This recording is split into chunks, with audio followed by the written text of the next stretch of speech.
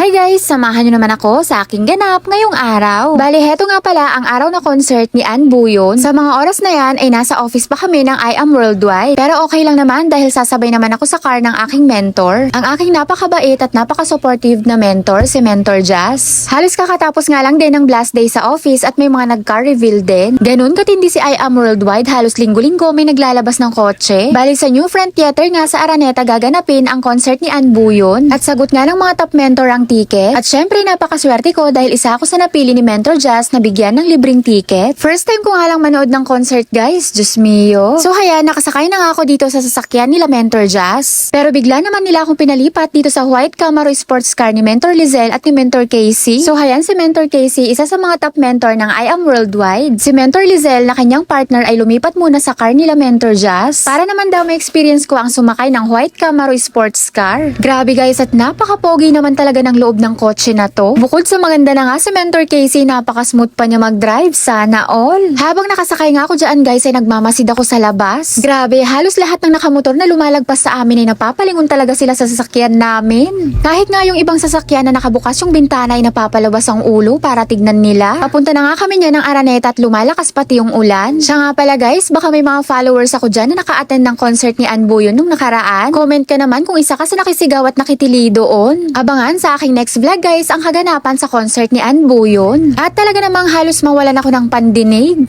At syempre, hindi ko na rin pinalagpas ang makapagpa-picture dito sa white Camaro sports car. O diba, feel na feel yarn. At ang naging photographer ko pa nga ay ang may-ari mismo ng sasakyan, yung nagdadrive kanina. Haya naman si Mentor Casey at Mentor Lizelle ang may-ari ng white Camaro sports car.